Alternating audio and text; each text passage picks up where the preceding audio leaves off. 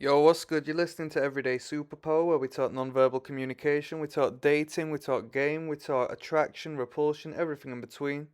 Yes, now. Come on now. Two links down in the description of this video. One of the links will take you to the YouTube playlist I've compiled of my own material consisting purely of the most potent of non-verbal communication lessons. You'll be able to read someone's mind purely by looking at them. Second link will take you to the Patreon. That Patreon will give you access into videos of real life dates as to which I have assessed, observed, and given you the game, shown you the attraction signals. Signals, even. Sorry, I'm reading the text right there. I got game on the go. Someone's asking me, what am I into looking for? What she's trying to say is, am I looking for a relationship? Let's be real.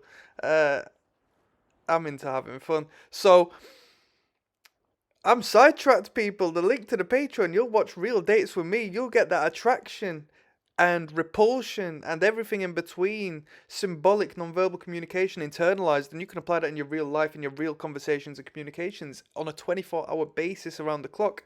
Trust me, you'll never forget the information, and that's the real game. Now, my apologies, people. I've been holding you up. Let's continue moving. Let's continue moving. When you're talking to a woman, your main protocol is to stimulate her beautiful imagination, right? Through your wizardry of the word, through your poetic, indirect, dark approach to your verbal language and communication.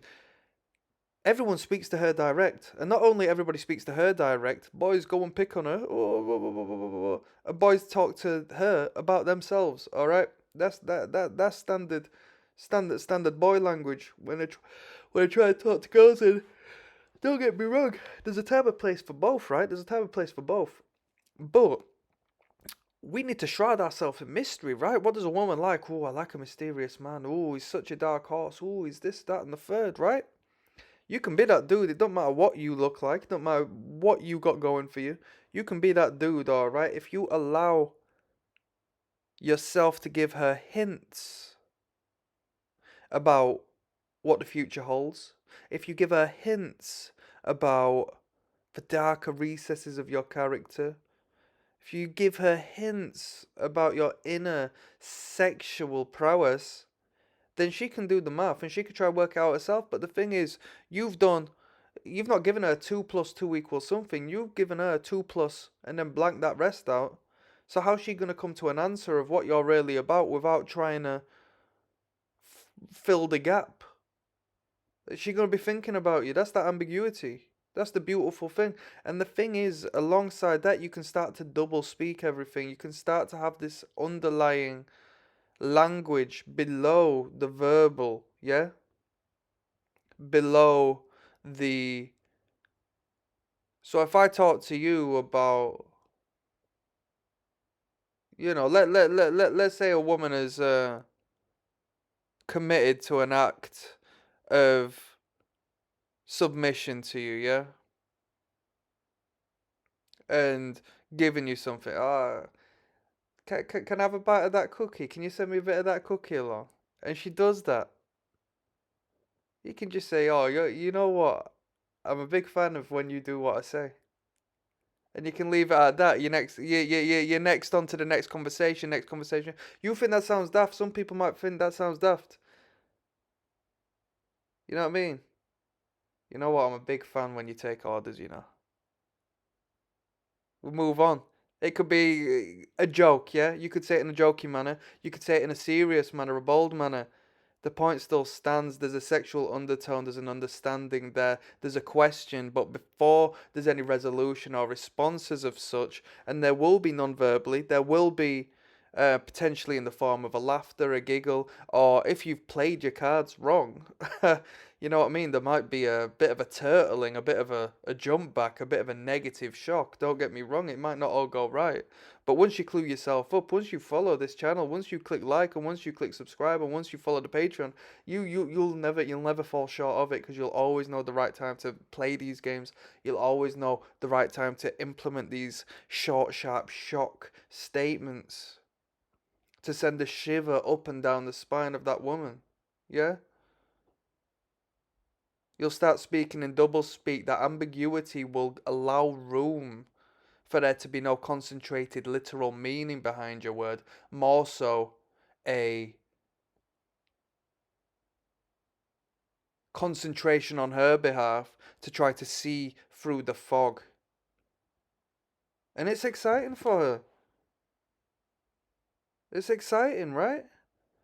The woman portrays the physical entity of what we desire through their makeup, through their health and fitness, through their shape, through their amplification of feminine figure and parts.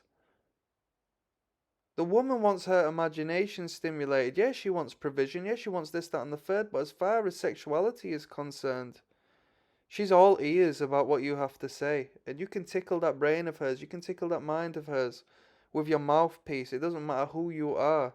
If you know how to speak to a woman, then you're going to start winning over and over and over again. It's not about being bold and brash. I mean, if you want to take that route, you can do so. But when we start to speak in means that can be confusing in a way. What did he really mean by that? What did he really mean? She's gonna sit there and think about you until the early hours of the morning. You're gonna be on her mind. Do you remember when you had a crush, yeah, in high school, and you just could not get her out of your mind? And you go to sleep thinking about her and you're so excited to see her again.